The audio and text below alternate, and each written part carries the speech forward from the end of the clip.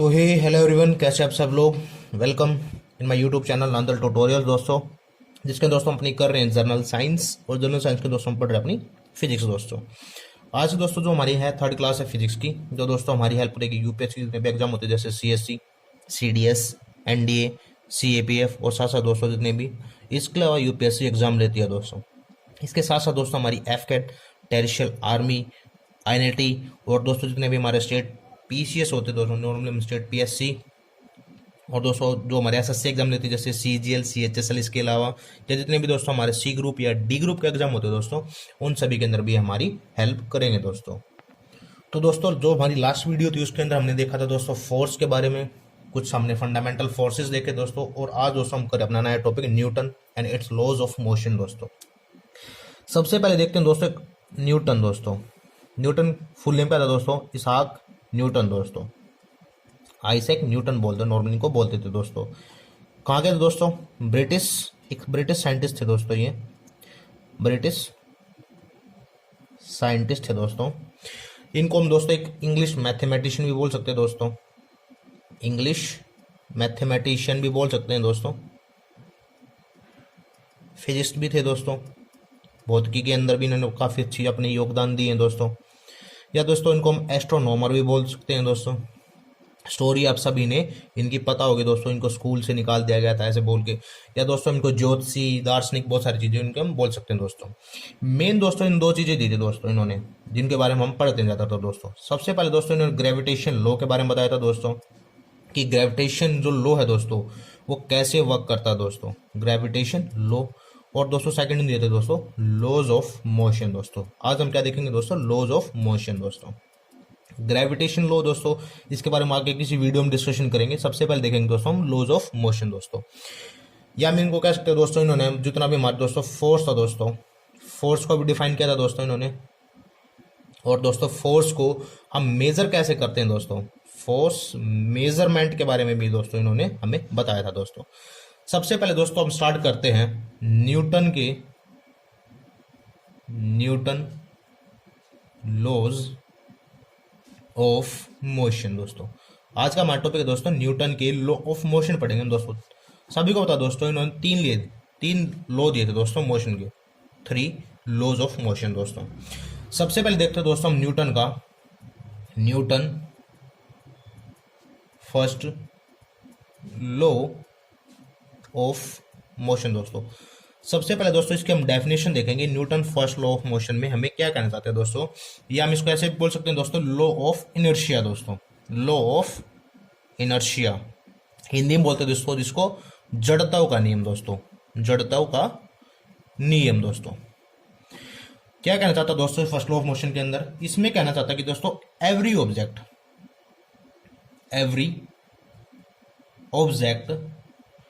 will remain at rest or in uniform motion in a straight line unless compelled to change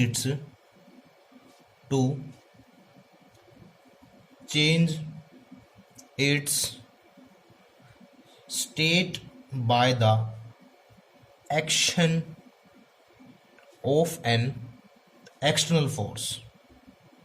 अब दोस्तों इसको हिंदी में समझेंगे।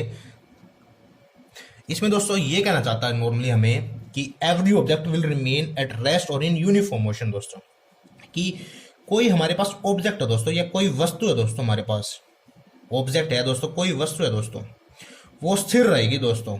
स्थिर मतलब रेस्ट दोस्तों, रेस्ट में रहेगी। या गतिशील अवस्था दोस्तों, गतिशील अवस्था दोस्तों मीन्स दोस्तों एक यूनिफॉर्म मोशन दोस्तों। मतलब यूनिफॉर्म मोशन मतलब दोस्तों कि एक फिक्स रेट में, जैसे मैं बोल दूं कि वो 5 मीटर पर सेकंड के हिसाब से कोई ऑब्जेक्ट चल रहा है दोस्तों, तो वो 5 मीटर पर सेकंड के हिसाब से फर्स्ट 1 सेकंड में, दूसरी सेकंड, तीसरी सेकंड, या इन्फिनिटी सेकंड में इसको बोल सकता हूं दोस्तों, कि हमने उसको 10 सेकंड तक मेजर किया, हमने उसको 20 सेकंड तक या 1 मिनट तक हमने उसको मेजर किया। तो दोस्तों जो उसकी स्पीड थी वो 5 मीटर पर सेकंड के हिसाब से ही बनी हुई थी, उसको बोलते दोस्तों यूनिफॉर्म मोशन।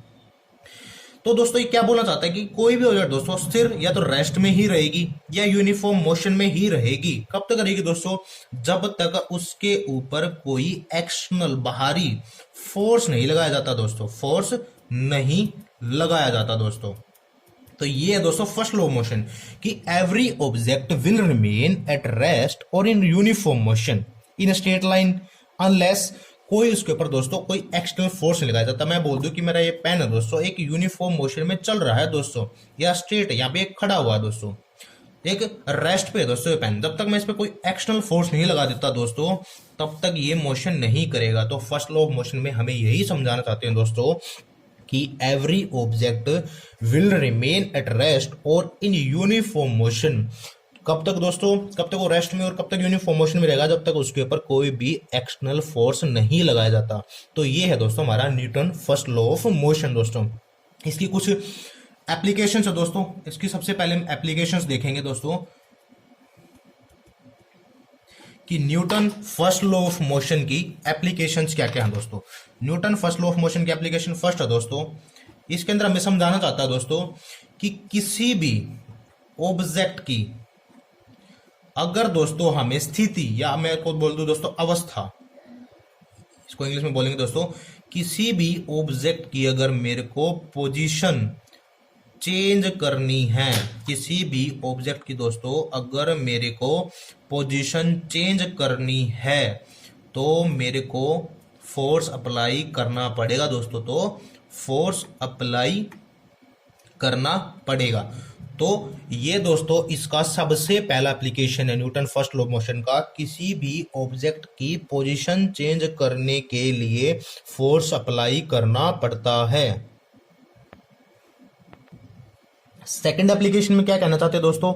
सेकंड एप्लीकेशन में हमें समझाना चाहते हैं दोस्तों कि कोई भी ऑब्जेक्ट है दोस्तों जब हम उसकी पोजीशन में कुछ चेंज करेंगे, पोजीशन में चेंज करेंगे तो दोस्तों तो वो ऑब्जेक्ट दोस्तों तो ऑब्जेक्ट उस चीज का विरोध करेगी, उस चीज का विरोध करेगी या कह सकते हैं दोस्तों अपोज करेगी, अपोज में फोर्स लगाएगी। हम इससे समझ सकते हैं दोस्तों कि प्रत्येक वस्तु दोस्तों अगर उसकी अवस्था में हमें परिवर्तन करना है दोस्तों तो वो उसका अपोज करेगी। अपोज कब तक करेगी दोस्तों कि ये पेन है एग्जाम्पल के थ्रू दोस्तों कि मेरे को इस पे इतना फोर्स लगाना पड़ेगा कि मेरा फोर्स इससे ज्यादा हो इसको मूव करने के लिए। जब तक मैं इस पे कम फोर्स लगाऊंगा ये मूव नहीं करेगा, इससे ज्यादा फोर्स लगाऊंगा दोस्तों तब ये मूव करेगा। तो यही समझाना चाहता है दोस्तों। तो पोजीशन में चेंज लाने के लिए दोस्तों वो ऑब्जेक्ट उस चीज का विरोध करेगी दोस्तों। थर्ड में क्या कहना चाहता हूं दोस्तों, बहुत सारे एग्जांपल इजीली समझ में आ जाएगा कि कोई भी दोस्तों फलों की टहनी है, एक ट्री है दोस्तों, उस पर बहुत सारे फ्रूट्स लगे हुए हैं, एक टहनी पर दोस्तों बहुत सारे फ्रूट लगे हैं ट्री की दोस्तों। अगर मेरे को वो फ्रूट्स तोड़ने हैं तो दोस्तों मेरे को उस टहनी को हिलाना पड़ेगा दोस्तों। टहनी को जब मैं हिलाऊंगा तो दोस्तों टहनी को हिलाने से वो फ्रूट्स टूट कर नीचे गिर जाएंगे दोस्तों, फ्रूट्स टूट जाएंगे दोस्तों। तो ये भी एक इसका एप्लीकेशन दोस्तों कि किसी भी फलों की टहनी को हिलाया जाता है दोस्तों तो वहां के दोस्तों जितने भी जो फल है दोस्तों गिरना या टूटना स्टार्ट हो जाते हैं दोस्तों। सेकंड थिंग नॉर्मली एक एग्जांपल और लेते हैं दोस्तों कि जैसे सभी घर में नॉर्मली दोस्तों हम कंबल यूज करते हैं दोस्तों कि उस ब्लैंकेट दोस्तों, उस ब्लैंकेट से दोस्तों अगर मेरे को धूल को झाड़ना है, उस ब्लैंकेट से मेरे को धूल को अगर हटाना है दोस्तों, धूल हटाने के लिए उस ब्लैंकेट को दोस्तों झटका जाएगा दोस्तों, झटका हिलाया जाएगा दोस्तों, तब ही दोस्तों उस ब्लैंकेट से धूल हटेगी दोस्तों। फोर्थ में दोस्तों बहुत सारे एग्जांपल दोस्तों हमारे पास कि जैसे कोई भी व्यक्ति दोस्तों, किसी को एक व्यक्ति है दोस्तों जिसको एक लंबी कूद लेनी दोस्तों, किसी व्यक्ति को एक लंबी लॉन्ग कूद लेनी है दोस्तों। अगर वो लॉन्ग कूदना है दोस्तों, उस कूदने से पहले उसको दोस्तों थोड़ा सा दौड़ना पड़ेगा दोस्तों, थोड़ा सा दौड़ना पड़ेगा उतना फोर्स भरने के लिए दोस्तों। सिक्स्थ में दोस्तों हम एक और एग्जांपल ले लेते हैं दोस्तों कि हम एक बस के अंदर बैठे हुए दोस्तों, एक नॉर्मल एग्जांपल है दोस्तों, बस के अंदर बैठे हुए दोस्तों और बस एकदम से अचानक चलती है, बस अचानक चलती है तो दोस्तों हमें झटका लगता है, एकदम से हम आगे की ओर जाते हैं दोस्तों। चले तो दोस्तों हम पीछे की ओर, और रुके तो हम एकदम से आगे की ओर दोस्तों, हमें झटका लगता है दोस्तों। तो ये भी दोस्तों क्या है, लॉ का फर्स्ट लॉ ऑफ मोशन दोस्तों, या इनर्शिया, लॉ ऑफ इनर्शिया दोस्तों। दोस्तों इसमें और क्या समझा दोस्तों, फोर्स की डिफाइन इसमें कैसे किया दोस्तों न्यूटन ने। फोर्स ने बताया दोस्तों कि किसी भी ऑब्जेक्ट की पोजीशन में चेंज लाने के लिए फोर्स की नीड होती है दोस्तों। या हम इसको कह सकते हैं दोस्तों कि फोर्स जो है दोस्तों किसी भी ऑब्जेक्ट की पोजीशन में चेंज ला देता है दोस्तों। अब देखेंगे दोस्तों हम अपना न्यूटन सेकंड लॉ दोस्तों, न्यूटन सेकंड लॉ दोस्तों। न्यूटन, तो दोस्तों न्यूटन सेकंड लॉ हमें क्या सकता है दोस्तों, या इसमें दोस्तों हम क्या समझेंगे दोस्तों कि दोस्तों जो फोर्स है दोस्तों, हम फोर्स का मैथमेटिकल मेजरमेंट देखेंगे दोस्तों। इसके अंदर फोर्स का मैथमेटिकल मेजरमेंट दोस्तों, ये चीज हम इसके अंदर कर सकते हैं दोस्तों। मेनली दोस्तों इसमें क्या कहना चाहता है कि rate of change of momentum of a body is directly proportional to applied force। क्या कहना चाहता है दोस्तों कि हिंदी में देखते हैं दोस्तों इसको एक बार हम, कि कोई ऑब्जेक्ट है दोस्तों, कोई वस्तु है मेरे पास, जिसको दोस्तों मोमेंटम क्या बोलते हैं हिंदी में, संवेग। उसके संवेग में कोई परिवर्तन हो रहा है दोस्तों, मतलब उसके मोमेंटम में कोई परिवर्तन हो रहा है दोस्तों। में दो परिवर्तन होगा ना दोस्तों, वो उस पर अप्लाइड फोर्स दोस्तों, उस पर हमने कितना बल लगाया है दोस्तों, उसका समानुपाती होता है। समानुपाती जिसको हिंदी में बोलते हैं दोस्तों, डायरेक्टली प्रोपोर्शनल को हिंदी में बोलते हैं समानुपाती होता है। मीन्स दोस्तों कि उसके मोमेंटम में उतना ही परिवर्तन होगा जितना उसके ऊपर हम फोर्स अप्लाई करेंगे। फोर्स कम है तो मोमेंटम कम है, फोर्स ज्यादा है तो मोमेंटम ज्यादा है। तो यही इसके अंदर हमें समझाना चाहता है दोस्तों कि जितना ज्यादा मोमेंटम होगा उतना ज्यादा फोर्स अप्लाई होगा। या हम इसको कह सकते हैं force is equal to the rate of change of momentum. कैसे समझेंगे दोस्तों कि force is equal to mass into acceleration. ऐसे हम इसको कह सकते हैं दोस्तों कि जैसे mass of an object is equal to दोस्तों acceleration, A is equal to, और एफ का मतलब होगा दोस्तों फोर्स। क्या समझेंगे दोस्तों कि दोस्तों जो फोर्स होगा वो इज इक्वल टू होगा दोस्तों कि rate of change of momentum, कि कितना मोमेंटम के अंदर चेंज आया दोस्तों, वो फोर्स डिपेंड करेगा कि मैं किसी ऑब्जेक्ट के ऊपर कितना फोर्स लगा रहा हूँ। ये पेन है दोस्तों, इसके ऊपर मैंने नॉर्मल फोर्स लगाया चला, इसके ऊपर मैंने ज्यादा फोर्स लगाई और ज्यादा तेज चला दोस्तों। तो यही है दोस्तों Newton second law of motion, कि किसी भी चीज का दोस्तों जो मोमेंटम होगा दोस्तों डिपेंड करेगा किसके ऊपर दोस्तों, कि उसके ऊपर कितना फोर्स अप्लाई हमने किया है दोस्तों। इसकी कुछ एप्लीकेशंस देखते हैं दोस्तों, इसकी कुछ एप्लीकेशन या कुछ एग्जांपल देखते हैं दोस्तों, उससे हमें और इजीली समझ में आ जाएगा दोस्तों ये इसमें समझाना क्या चाहता है दोस्तों। जैसे आपने क्रिकेटर्स देखे दोस्तों, आप क्रिकेट देखा होगा दोस्तों आपने, कि जब क्रिकेट हम खेलते हैं दोस्तों, या कोई क्रिकेटर होता है दोस्तों, जब भी दोस्तों वो कोई कैच पकड़ता है दोस्तों, कैच पकड़ता है दोस्तों, तो कैच पकड़ते समय क्या करता है दोस्तों, जो अपने जो हाथ होते हैं दोस्तों, उन हाथों को पीछे की ओर ले जाता दोस्तों, पीछे की ओर ले जाता दोस्तों, ताकि उस फोर्स, उस बॉल का थोड़ा मोमेंटम कम हो सके दोस्तों, उसको रोक सके दोस्तों। अगर एकदम से उस बॉल में स्टैंड कर लेगा दोस्तों तो कहीं ना कहीं उसको चोट लग सकती है दोस्तों, ले जाता उस कैच को पकड़ने के लिए। सेकंड एग्जांपल जैसे दोस्तों कि कोई कैट है दोस्तों, कोई बिल्ली है दोस्तों, वो ऊंचाई से कूद रही है दोस्तों, ऊंचाई से कूद रही है दोस्तों, तो उस समय दोस्तों फोर्स और मोमेंटम को कैसे हैंडल करती है दोस्तों, ये सब हमने हमें सबने देखा दोस्तों प्रॉपर तरीके से।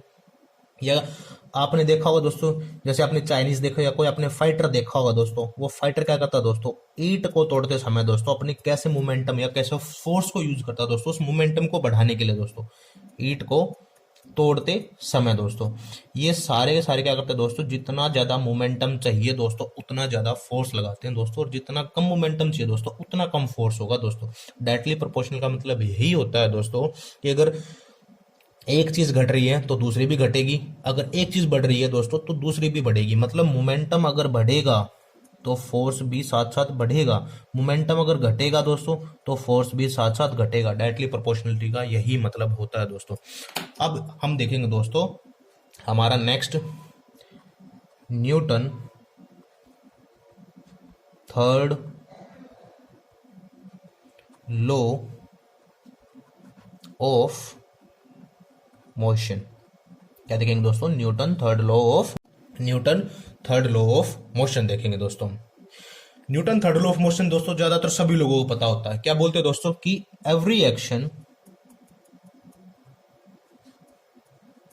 हैज या have equal and opposite reaction. जिसको हम क्या कहते हैं दोस्तों, हिंदी में क्या बोलेंगे, क्रिया प्रतिक्रिया का नियम।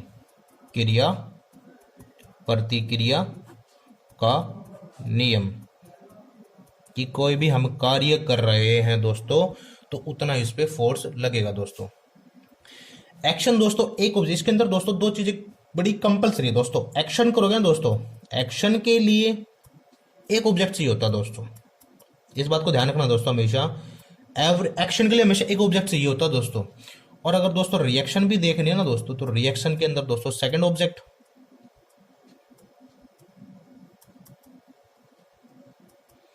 तो दोस्तों इसके अंदर हमेशा दो ऑब्जेक्ट कंपलसरी होंगे, कभी भी सिंगल ऑब्जेक्ट पे आप इसको डिफाइन नहीं कर पाओगे Newton third law of motion को कि every action has equal and opposite reaction.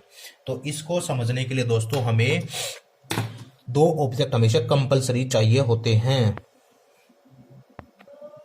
इसको दोस्तों बहुत सारी एप्लीकेशन से हम समझ सकते हैं दोस्तों। जैसे नॉर्मली किसी दीवार पर हम बॉल फेंकते हैं दोस्तों, ऐसे एप्लीकेशन को कुछ एग्जांपल ले लेते हैं दोस्तों। जैसे मैं किसी दीवार पे कोई फोर्स से, कोई दीवार है दोस्तों, उस दीवार के ऊपर मैं गेंद फेंक रहा हूँ, दीवार पे एक बॉल फेंक रहा हूँ और वो बॉल मेरे पास वापस आएगी दोस्तों, जिस फोर्स से मैंने उस दीवार पर उस बॉल को फेंका दोस्तों।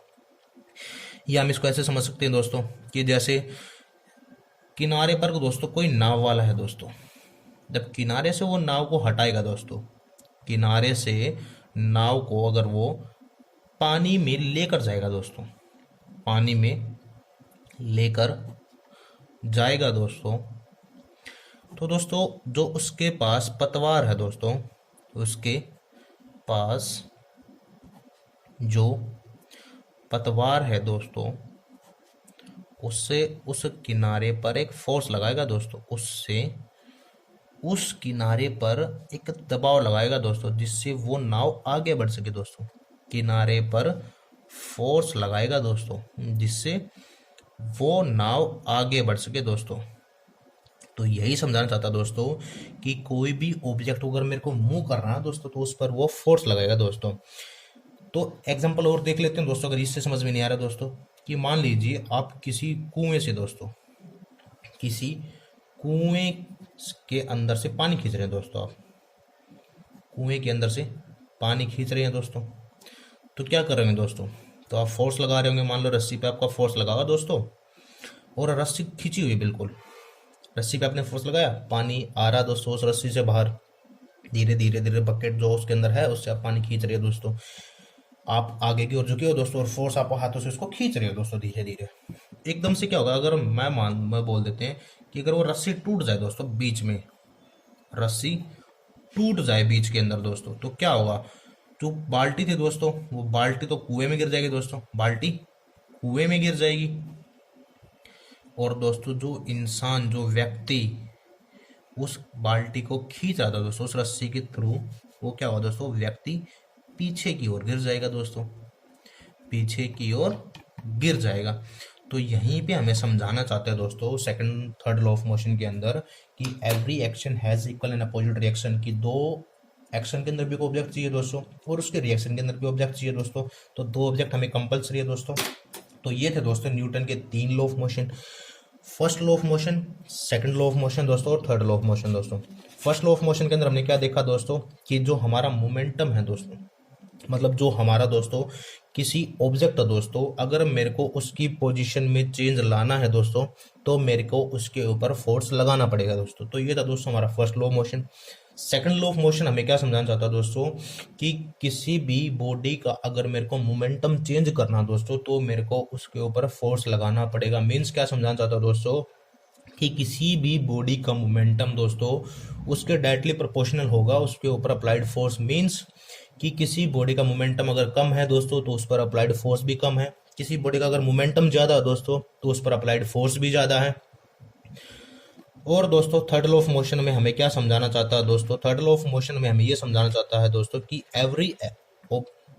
Every action has equal and opposite reaction, कि किसी ऑब्जेक्ट पर मैं कितना फोर्स लगा रहा हूँ दोस्तों वो उतना ही मेरे के ऊपर फोर्स लगाएगा। एज एग्जाम्पल किसी बच्चे को नॉर्मली हम या किसी को हिट कर रहे हैं दोस्तों, एक दीवार पे मैं हिट कर रहा हूँ दोस्तों, तो दीवार मेरे पे उतना ही फोर्स लगाएगी जितना फोर्स मैं उसके ऊपर लगा रहा हूँ दोस्तों। अगर मेरे को उस दीवार को गिराना दोस्तों तो उससे ज़्यादा फोर्स मेरे को ऊपर उसके ऊपर लगाना पड़ेगा।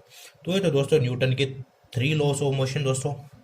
वीडियो समझ में आए दोस्तों और अच्छे लगे दोस्तों तो कमेंट सेक्शन में ज़रूर बताएं दोस्तों, और वीडियो कैसी लगी दोस्तों ये भी कमेंट सेक्शन में ज़रूर बताएं। वीडियो को दोस्तों लाइक करें, शेयर करें और दोस्तों चैनल को ज़्यादा से ज़्यादा सब्सक्राइब करें ताकि आपके लिए और नई नई वीडियोज़ हम ऐसे ही बनाते रहें।